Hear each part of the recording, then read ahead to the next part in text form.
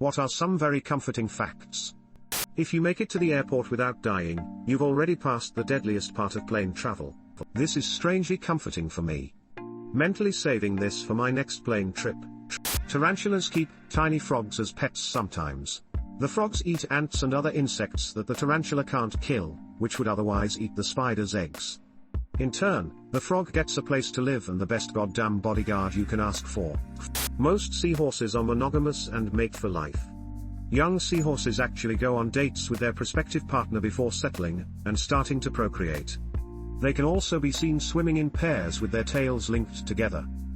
Next month we'll start to see some images from James Webb. A NASA presentation on the 12th. Our next step on learning about the early universe begins. Imagine seeing a galactic billboard. Eat at Zorb's Cafe south of the Large Magellanic Cloud, only 12,000 parsecs. Sea otters hold hands when they sleep to keep from drifting apart. That is the only fun fact about sea otters. There is a type of mold growing on/around the elephant's foot in Chernobyl. This mold eats radiation, and the radioactivity of the elephant's foot has decreased drastically since the mold started growing there. It's just comforting to me that the planet can heal no matter how bad the scar we left. There was a TV series in the 2000s called Life After People. That's where they got a lot of scientists, engineers, etc. to speculate on what would happen to the Earth if the human population suddenly vanished. It was pretty fascinating that the Earth will basically, very slowly, undo everything we've done. It's not going to help us regarding climate change or anything like that. Because the point is that the Earth can heal itself if given the chance. Zebras rest with their heads on each other's backs so they can literally watch their zebra buddies back. Plus it looks like a zebra hug.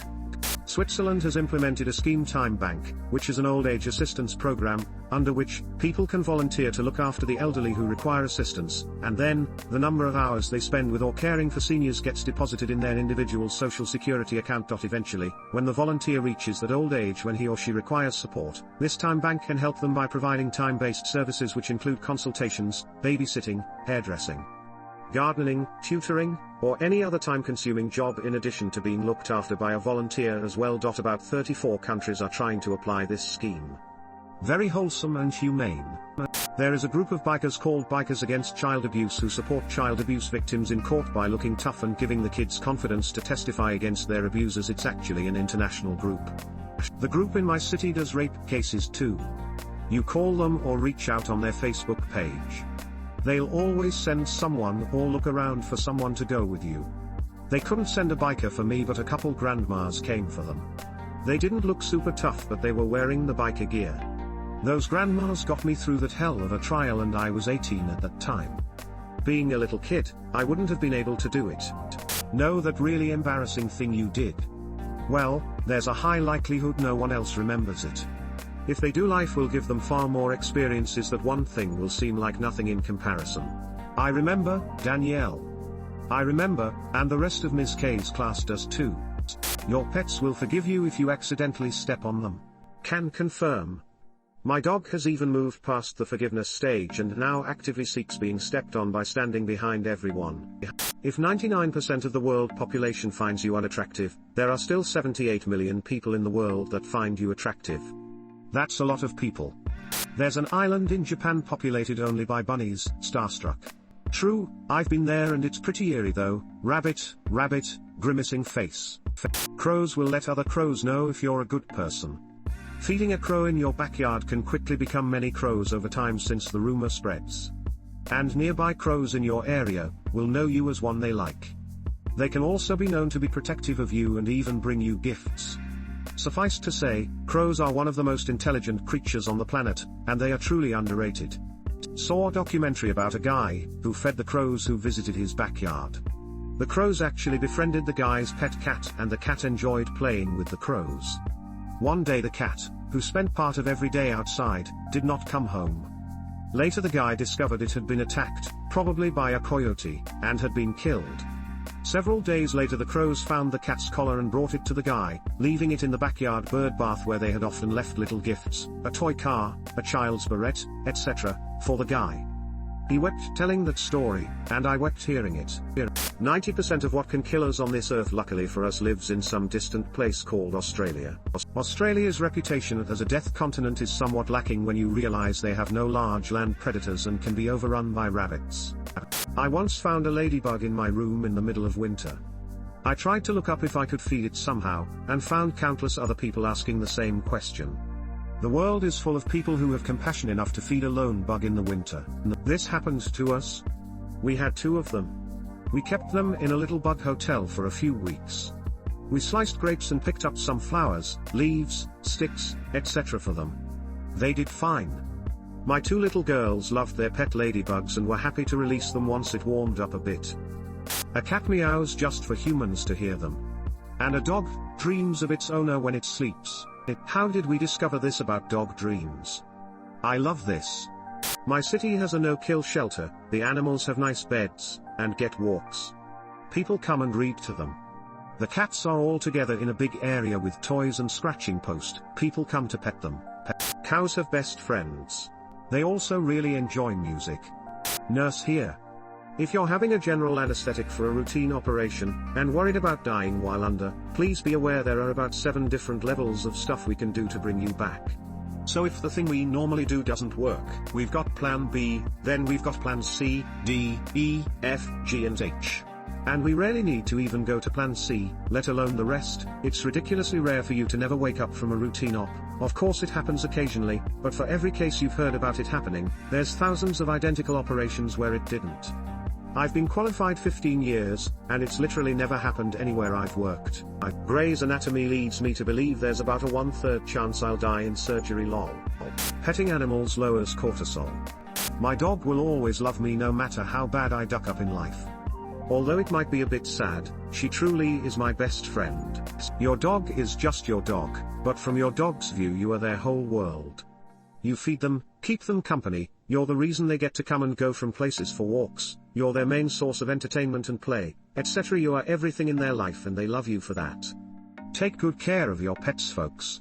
They may only be a part of your life for a fraction of your life, but you are very much their whole existence, and the only thing they will really have in their whole lifetime. Cats blink when they like you. This explains why my girlfriend's cat stares at me unblinking any time I'm in the same room as her. I love animals, but that cat hates me. You don't really forget something. You just have the information hidden, but once you get back to it, you can recover your knowledge and skills rapidly. I've had a huge break from learning German, but a few days ago I went back to it and I'm already on a similar level I was, despite the fact I was certain that I forgot everything. Memory works like creating a trail in the wilderness. The more you practice something, the more the trail gets. If you don't practice, it starts to get overgrown, but it's still there, if ever slightly.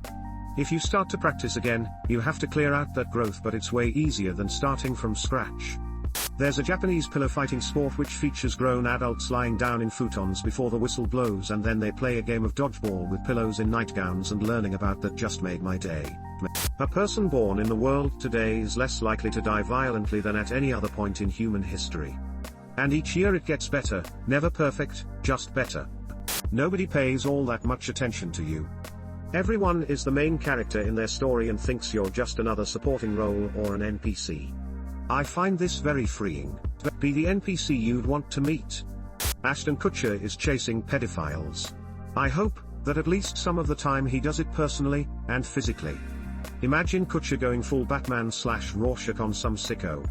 There are incredible scientific advances in fusion energy and machines that can filter greenhouse gas out of the atmosphere. As well as a whole bunch of brilliant ideas to clean the space and the oceans of garbage. The science community is incredibly loving and fills me with so much hope for the future. I seriously considered not having children, and at some point I was even contemplating suicide. Now I will study physics, and I even would consider having a child in case I find a woman who loves me.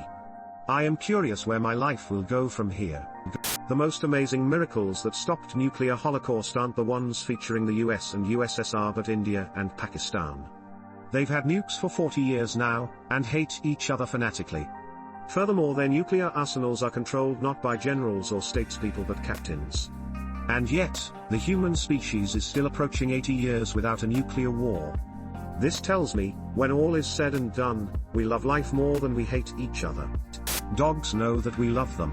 Also, they love us back. They get rushes of oxytocin just like we do when touching us. Truly the best damn creatures. 11/10. Would adopt a third, but 2 is a lot.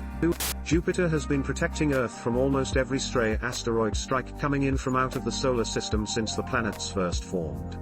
If you quit smoking by age 40, your life expectancy is the same as a non-smoker.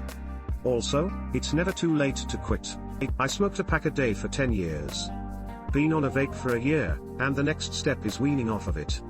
This is comforting. I might not have totally irreparably ducked myself up. Even the difference with how I feel vaping versus smoking has been nuts. Gum's gotten mintier lately. Baby puffins are called pufflings, which is about as adorable as it gets. I find comfort in that. The dog estimates the time of your return home by how much of your smell is left in the house from your morning routine. India's tiger population grew from 1,411 in 2006 to 2,967 tigers as per the 2018 census. Based on the best available information, tiger populations are stable or increasing in India, Nepal, Bhutan, Russia, and China. But much more work is needed to protect this species if we are to secure its future in the wild. It's most likely a higher number once you consider that this only counts the tigers that decided to respond to the census. And there's a place in Japan called Capybara Land where you can hang out with capybaras and see them chilling in hot springs. Capybara Land is actually close to going out of business due to less tourism in COVID times. They're desperately seeking donations. Sometimes dogs in movies have to have CGI tails because they keep wagging their tails. They are just so happy to be there. I heard that in the movie Cujo, the actor dogs, more than one, I heard, had to have their tail wagging edited out because Doggy was being a good boy. The ozone layer is slowly repairing itself. This was the most comforting out of all. Holy shit.